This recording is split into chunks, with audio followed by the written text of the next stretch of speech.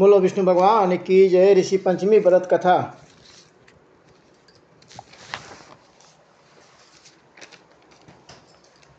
श्री सीतासु जी कहते हैं, देव देवेश अनेक तरह के व्रत मैंने श्रवण किए, अब संपूर्ण पापों का नाश करने वाले व्रत को आप कहें।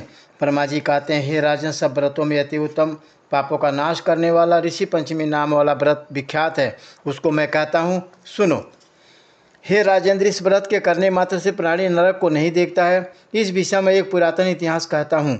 विदर्भ देश में ब्राह्मणों में उत्तंक नामक एक ब्राह्मण था। उसकी पतिव्रत परायणा स्त्री सुशीला नाम से विख्यात थी। उस स्त्री की 2 संतानें उत्पन्न हुई। उनमें से सुविभूषण नाम वाले पुत्र ने अंग उपांग सहित वेदों का अध्ययन किया।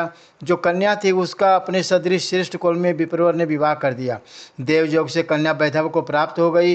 वह पिता के घर में सती धर्म का पालन कर निवास करने लगी।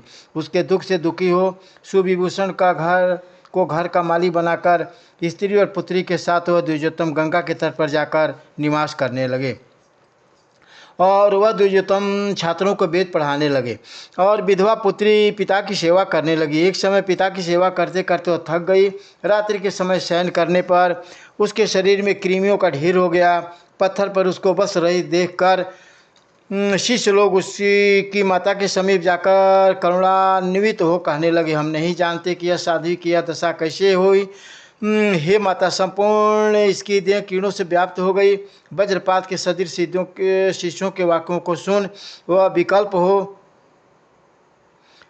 तुरंत अपनी सुता के समीप गई और उसकी कीड़ों से दुखी हो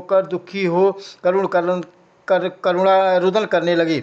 वह छाती पीटती हुई मूर्छित हो गिर पड़ी। जब चैतन्य हुई तब पुत्री को उठाकर मार्जन कर बाहुओं से पकड़कर उसे अपने पिता के समीप ले गई। स्वामी, किस पाप से इस साध्वी का ऐसे दशा हुई है? रात्रि में सोने के बाद उसके शरीर में कृमि उत्पन्न हो गए हैं। इस बात को सुनकर वह ऋषि ध्यान अवस्थित हो उसके पूर्व जन्म में किए हुए कर्मों का निवेदन करने लगे।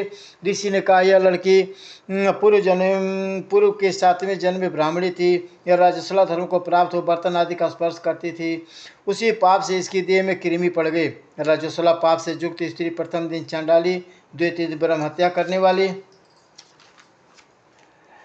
तृतीय दिन धोबिन कहलाते, चतुर्थ दिन शुद्ध होते। उस समय अपनी सहेलियों के संग में व्रत को देख श्रद्धा नहीं करती थी।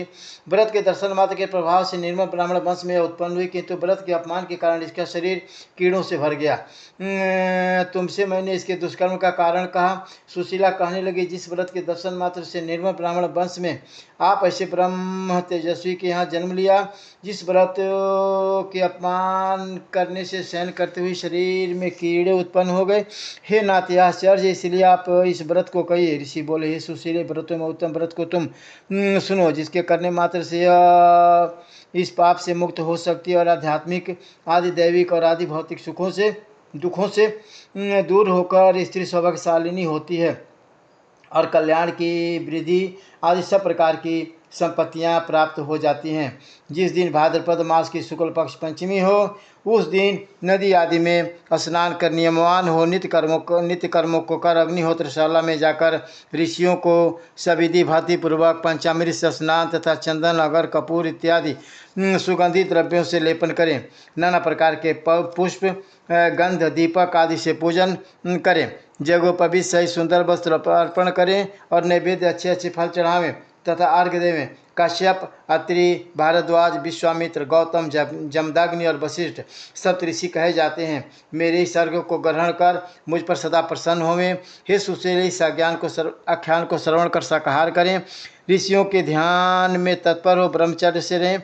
इस प्रकार उत्तम रीति से व्रत का आचरण करें। सब तीर्थों में जो फल प्राप्त होता है और संपूर्ण दानादि से जो पुण्य प्राप्त होता है वह इस व्रत मात्र से प्राप्त हो जाता है।